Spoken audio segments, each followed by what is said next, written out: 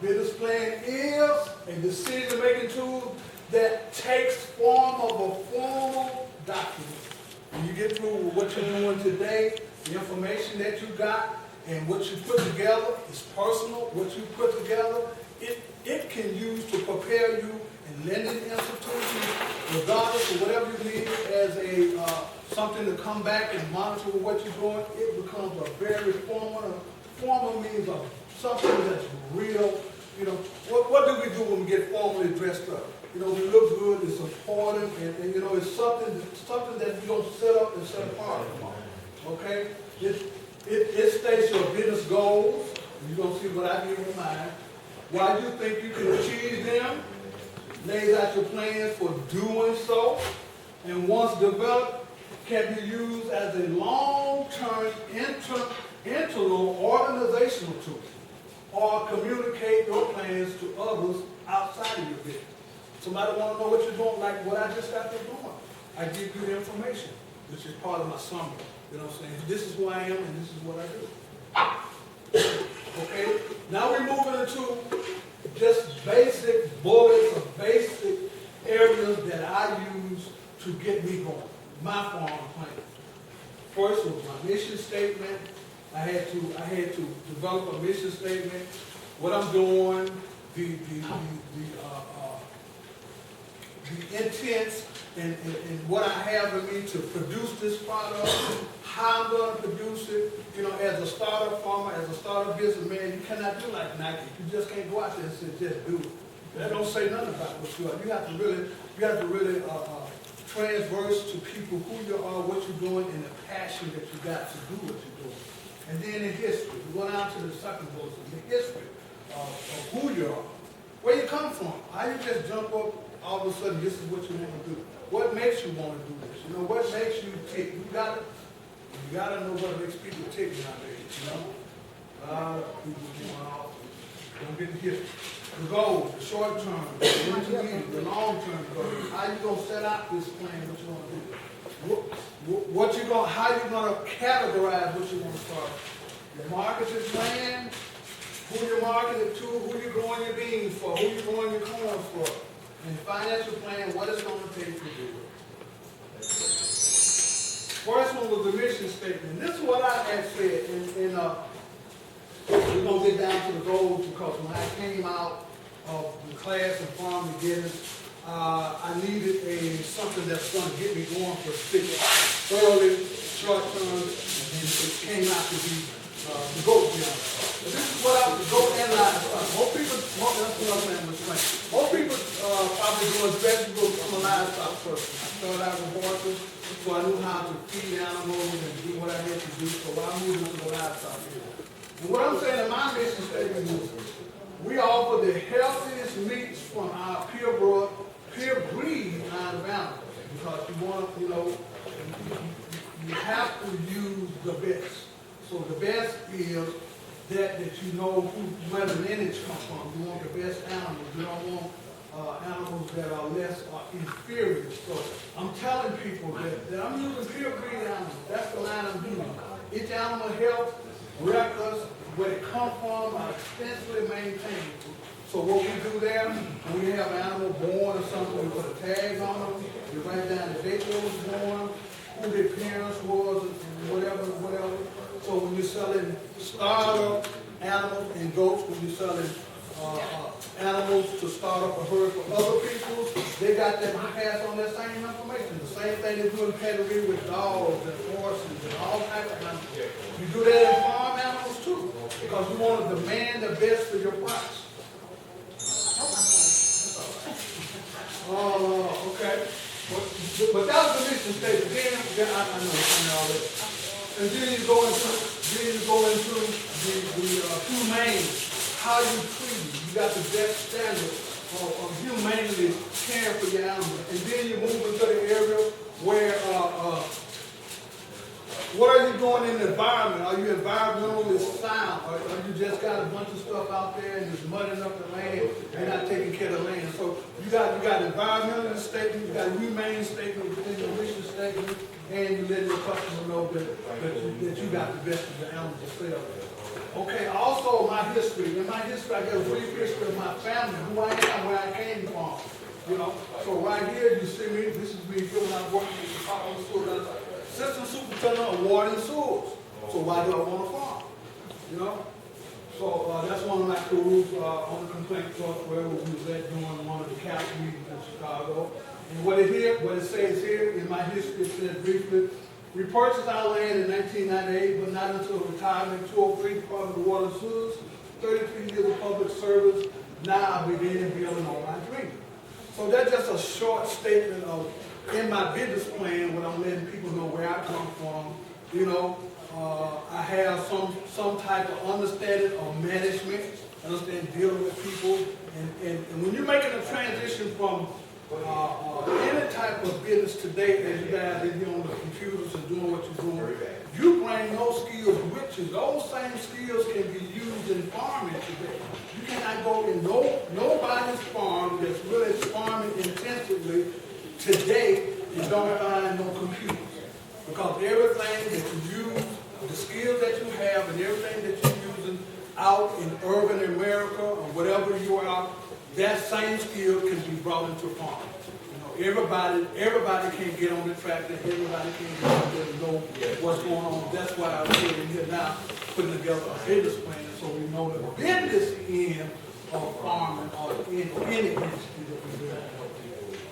Okay, here we go. Current operation at the time.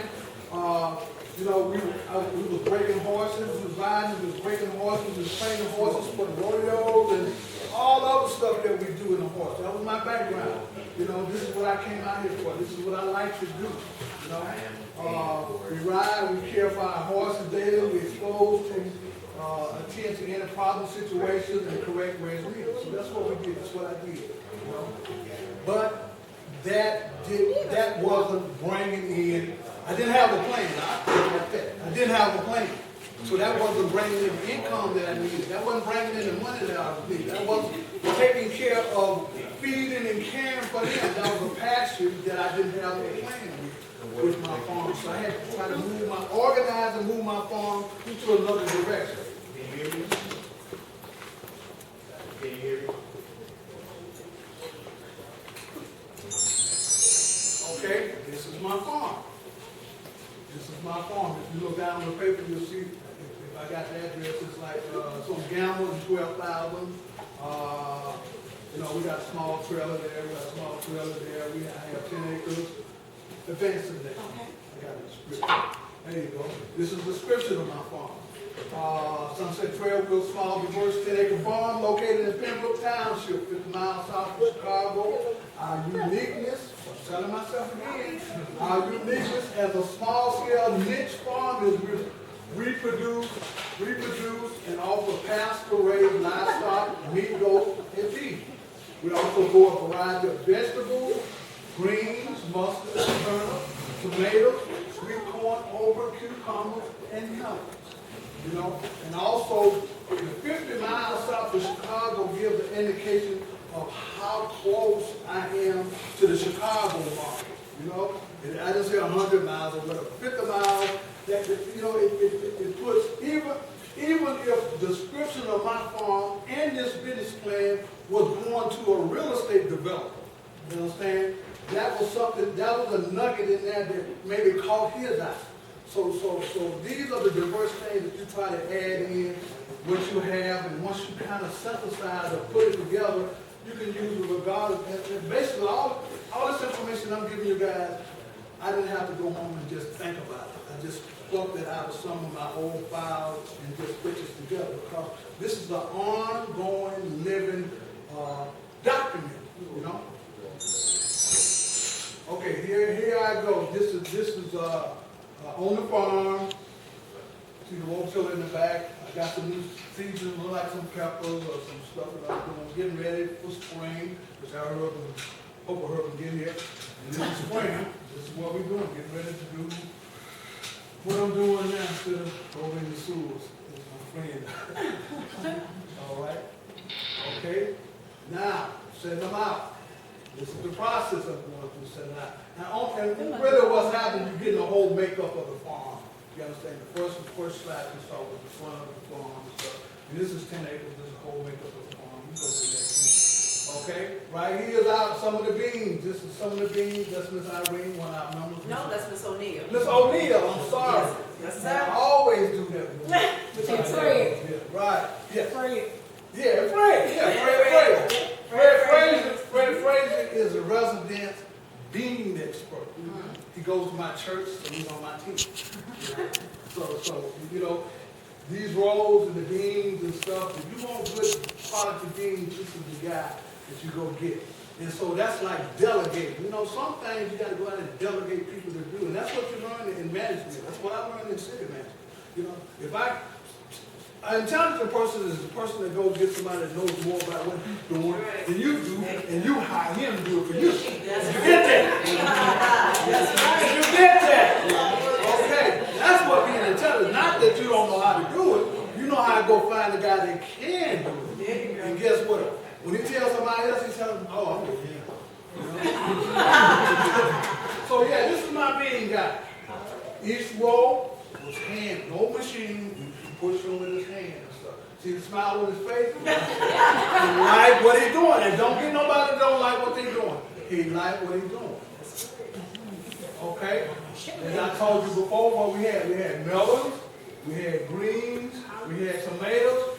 Try to possess what you profess. Okay? Try to do what you say. All right, where we are now. We at the goals. Short-term goal, that bullet. Intermediate goals, 2 or 3 years. Long-term goal. The short-term goal, that is categorized. You got to give yourself some victories. And whatever you do, give yourself some victories. That's what keeps you motivated. Give yourself something to do.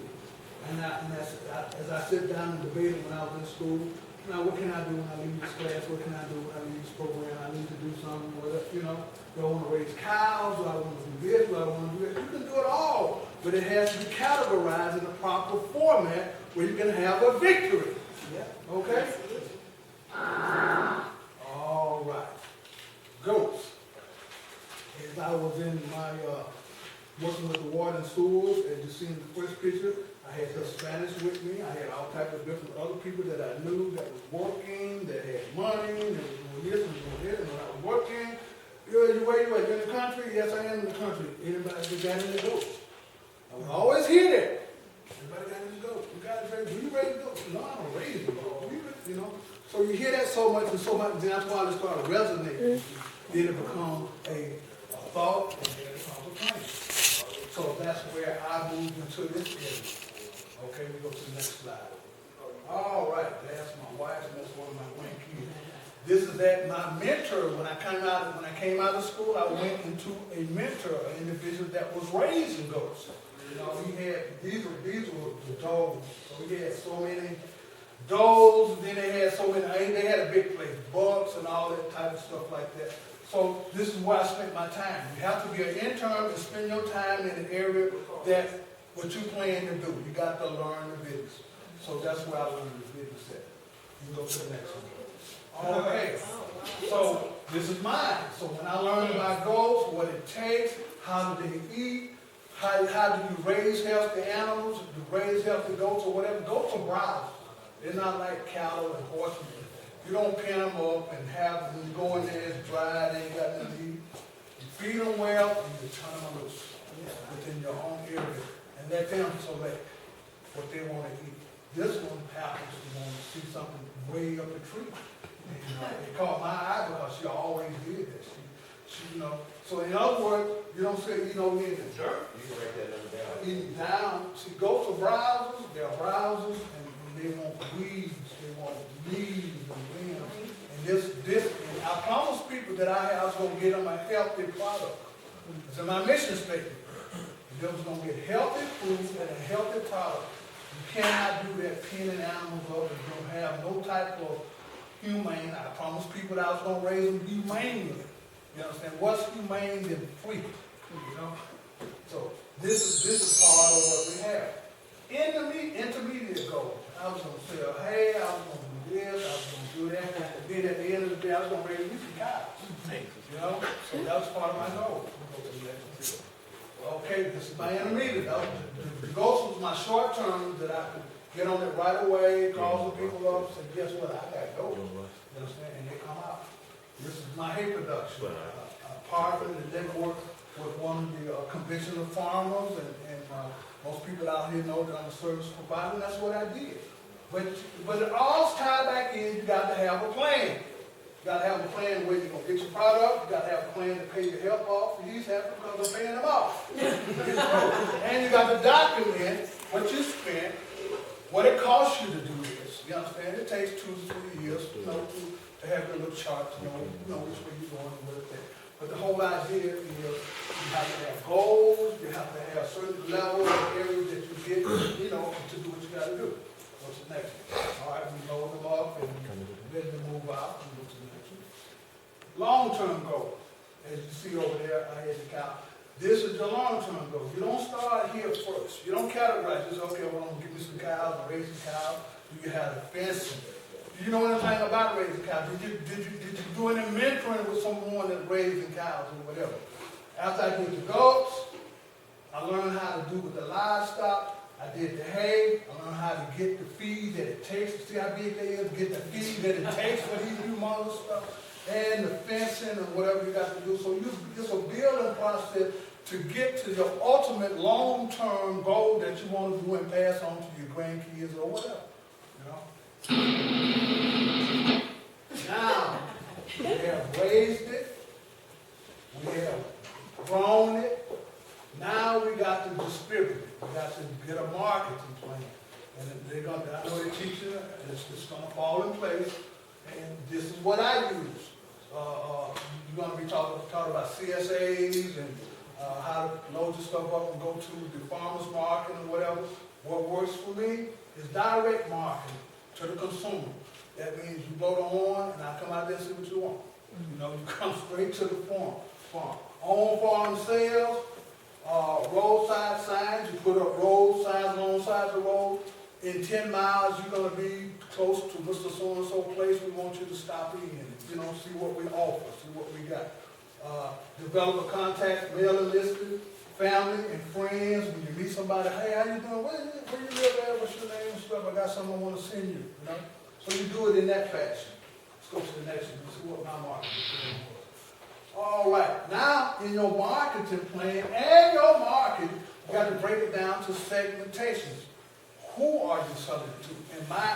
In my case, I had a lot of Hispanic friends I rode horses with. They bought horses. We go to their rodeos, we go to their farms, and when I get there, I would bring 2 or 3 goats, and they would slaughter them and eat them today.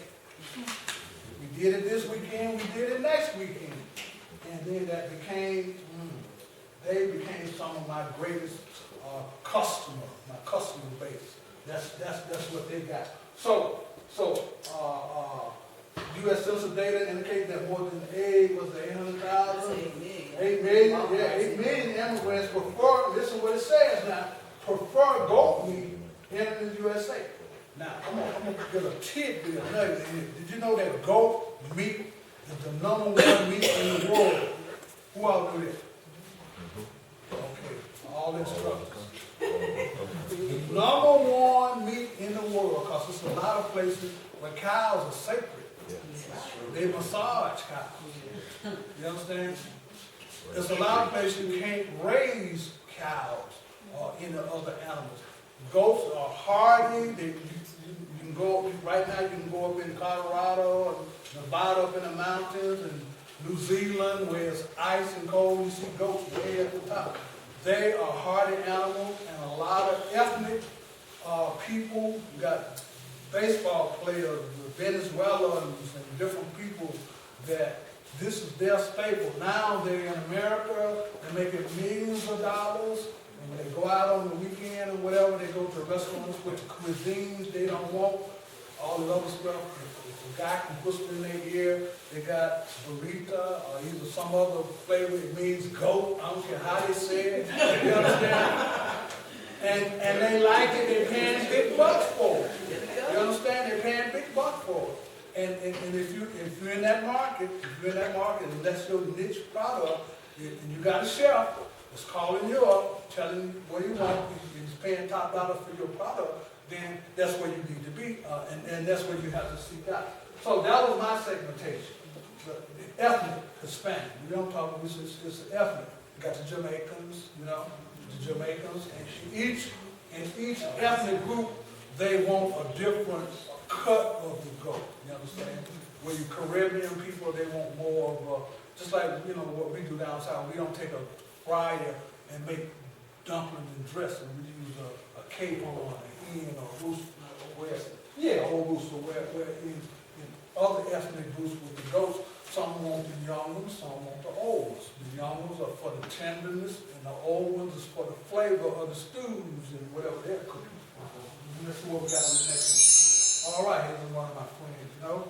On the weekend, it's okay. On the weekend, he was on his horse, got on the construction company.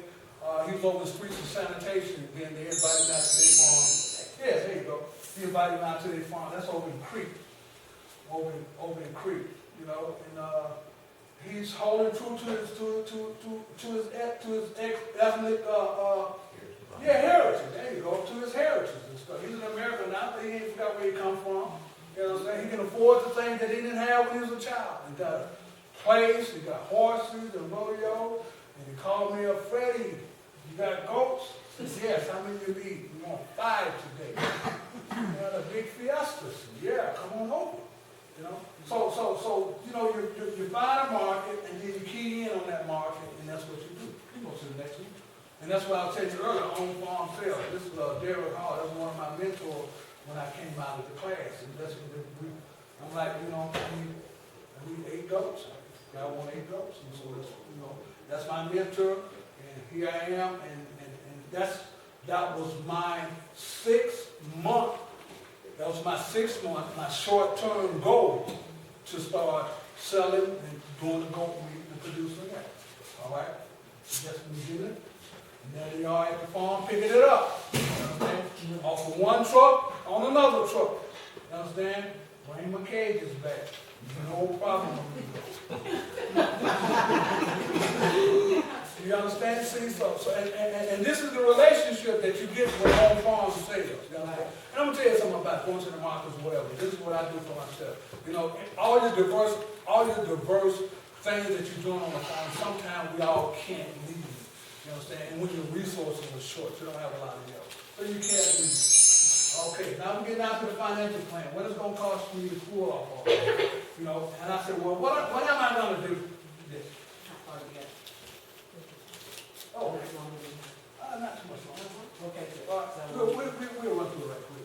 Okay, and this was my financial plan. I asked this myself. I said we will participate in farm assistance programs to minimize startup debt. Okay, that's like your SARES, your NRCS, and whatever farm plans out there, whatever opportunities out there, unfold. Tell me about it. How do I get in? Where do I sign? What do I have to do? Okay. And when I was in school, they were teaching the holistic method of sustainability. If it's out there, you can use it, find a way to recycle what you need on your place. To minimize or to make a greater profit, you have to don't spend more, you spend less. So if you spend less, that's what a thief does. You go take something and sell it to you for $1, he made $1. It didn't cost him nothing. You understand? He made a profit. I don't care if it cost you $1 million. So let's use the same concept. If we're going to build a chicken house, we don't go to Menards. We don't go to Home Depot. We find something to make the wire with. We find something to make the door with, the gate with. And once we build it, put the chickens in there, the first egg we sell, we made a profit because we didn't spend no money building the chicken house. You know what I'm saying? Borrow a chicken. Borrow a chicken. Borrow a chicken. And whoever we borrowed from, share their eggs with them. It's a plan. Okay, we talk, brothers, this is my NRCS hoop house. I couldn't afford it. But you understand, I got into the program. This was my first season with the hoop house. Under construction, 96 by 30 or whatever. Nice, big, probably big as this whole room. The air run back there? Yeah. Yeah. Oh, is he? There you go. It's all right. But, and that's very important. That's a resource. Yeah. again, this was in my business plan, what I said I was gonna do. You know, I couldn't reach in my pocket and what I wanted, so I got to find a way to get it, find a way to do it. Let's go to the next one. We got to run this guys. Okay. Okay, we use material. This is another farm that we went to. You see, this was goats. You see the tin, the metal, how they put whatever they did to shape it around for the goats to stay in over there. They built the house with it like a dog house. There's a barrel cut off and a trough there to feed. That well wire, you use it for anything you want to use, reusable. These are old cross ties that we have, you know, and different stuff. We're making a fence post. Go to the next one. Here's a water tank. It's a chick star, a brooder that a guy showed me how to make. You understand? You got a light in there, put the chicks in there, put the door up there, keep the predators out. And in the springtime, when the temperature kind of goes down and get cool and stuff, real nice and warm. We saw that. What was we at? We was out in yeah. So that's a chick star. You know, they keep the chicks in, keep the dogs out. Resources. Family, tractor, trucks, and children. Let's go to the next one. Okay. Pump, well, wagon, and water. Water is a great resource. You gotta have it. You understand? And the way to get it. We're almost through. Rolling tiller, somebody to use it. You had your wife out. Got to get a good roller tiller. And what's more important, somebody that's willing to operate. Let's raise your hand. Plenty of food. Yeah. Somebody to cook it, somebody that knows what to do. Here's another friend of mine. He was down until when I was moving water and food. And he would always like to come out. He used to do the lambs and all that stuff, but anytime I called Mike, we called Uncle Mike. I called Mike, let's do a pig. The whole world is Freddie. We come out and we do a pig, go to the next one. I'm almost through. That's an interesting. Yeah, very I had to make one. And it's a whole process. You don't take it and just come out and just serve it on there. He has to do surgery. You know, I'm telling you, he's got the twine inside over there, the slits. He's got garlic in there, onions and everything, and then there's a rotation. It's not going to fall off. Through the spine here and through the back, he's got it sewed on. And so again, you got to get people that know what they're doing. You know? Somebody smarter than me, you know, and I'm thanking him. Okay? And after you get the food, you got to get the people that's willing to sit down and eat with you. You understand? Which is the greatest resource of children. I'll tell anybody. You need children. Older people are okay. Get you some kids. Somebody's going to listen that you can command over. But that is good.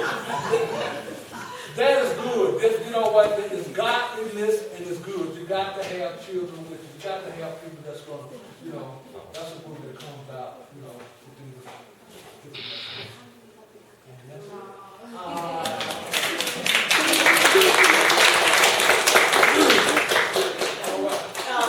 We're going to have a few minutes for questions and answers. I want you to grab